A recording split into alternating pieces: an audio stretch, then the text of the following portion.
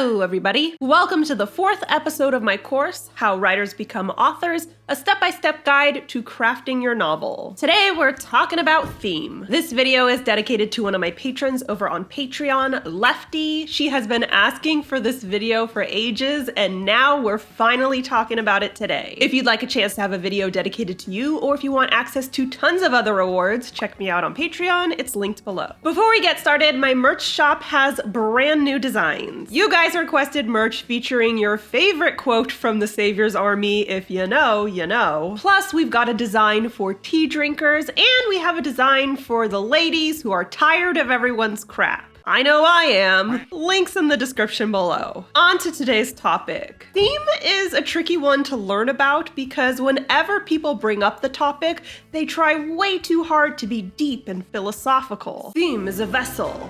It's an invisible current. An abstract truth. I'm not saying any of this is false, but if people are asking what a theme is in the first place, then the metaphors are not gonna help. So let's keep things simple. A theme is a message that a story is trying to communicate. It's the idea behind the plot of your story. It may not be explicitly communicated, but the author is hoping you'll read between the lines and figure it out. A lot of people read for entertainment. They're not scoping out hidden messages, and that's fine. But themes add purpose beyond entertainment value, and they can take a book from entertaining to being memorable and even meaningful to readers. Some common themes are coming of age, good versus evil, and of course, love. But a lot of authors dive deeper than that. They're not just talking about coming of age, they're sharing an opinion on it. That's the full definition of a theme. It's an idea plus an opinion. That's where it switches from an overall concept to a specific message. For example, love could be the idea of the theme,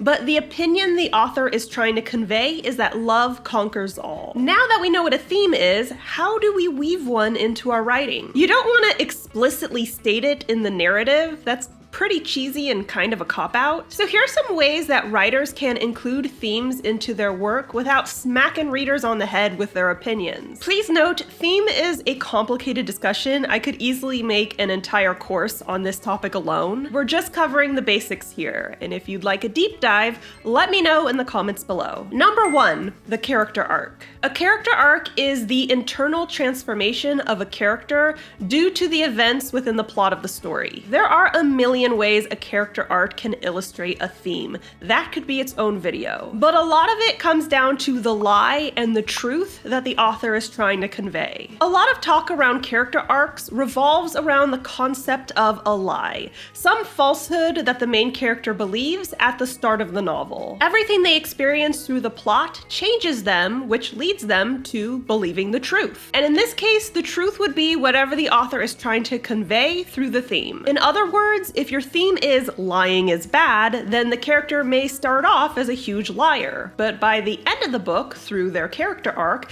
they transform into someone who believes that lying is bad. Another way to use a character arc to illustrate a theme is to have the character literally experience the theme throughout the story. If your theme is learning to grow through grief, then maybe your character grows through grief. It's that easy. Number 2, the plot. Often, the plot itself is representative of the author's theme. The trials, plot points, and overall story mirror a specific idea, and the resolution drives home this message. This is usually referred to as an allegory, which is a story that reveals a hidden meaning. Your entire story acts as a device to deliver a message. A great example of this is the book Ashes by Iona Wayland, which is an allegory for trauma. We see a woman make her way through a dangerous, haunted forest, all in the pursuit of being able to sprinkle her deceased brother's ashes. The trials she comes across during her travels represent the hardship of working through trauma.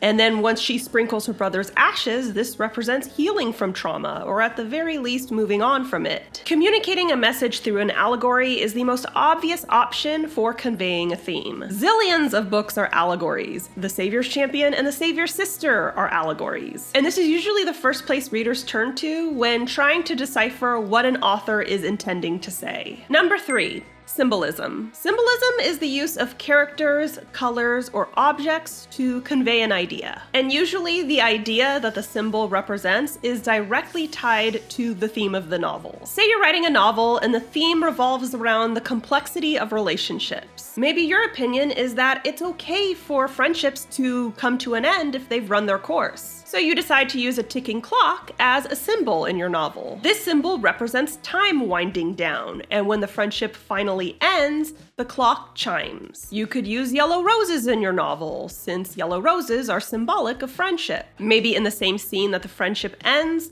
the character sees that the roses have wilted. Number 4, dialogue. We already discussed that it's not a great idea for the narrative to explicitly state a theme. That said, it's incredibly common for characters to discuss topics that are related to the theme. How many young adult novels have you read where the characters discuss the challenges of growing up? That's an example of the characters indirectly discussing the theme. Again, the key here is indirectly. You don't want the characters to break the fourth wall and explicitly state the theme to the readers, but you can have them muse over the topic as they're experiencing it firsthand. One of the themes in my book, The Savior's Champion, is the importance of independent critical thought, and we see the dangers of abandoning independent thought throughout the novel. The characters indirectly discuss this at one point, particularly in regard to a dangerous tournament, and one of the characters says, "People don't kill one another for claim or sport anymore.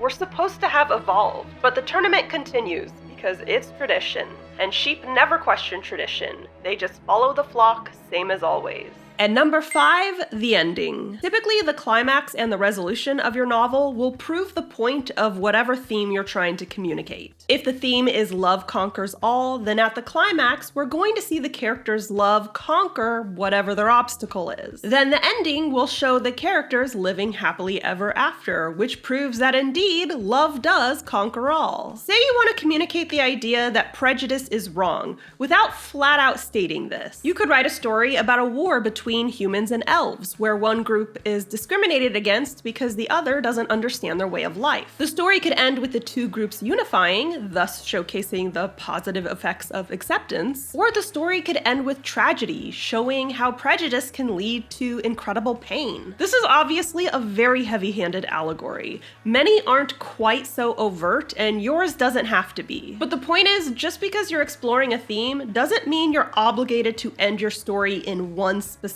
way. The end can be positive, or it could be a cautionary tale, and either direction can still bring your theme home. So there you have it. Those are the basics to exploring theme in fiction. Everyone likes to make themes super complicated, but really it doesn't have to be. But if you still need help, I've got a worksheet linked in the description below just for you. So that's all I got for you today. The Savior's Army is officially available. It's the 3rd book in the Savior series, so if you are into fantasy romance, definitely check it out. It's linked below, and yes, it's available on Kindle Unlimited. If you need help writing your very own book, check out my writing craft books, Shut Up and Write the Book, as well as How to Write Romantasy. They are also linked below. And don't forget to subscribe to my channel. I post new videos on Wednesdays, and I host live streams on Mondays, and if you want to be alerted as soon as I upload, ring that bell. Bye! The 3rd installment to the Savior series is finally here.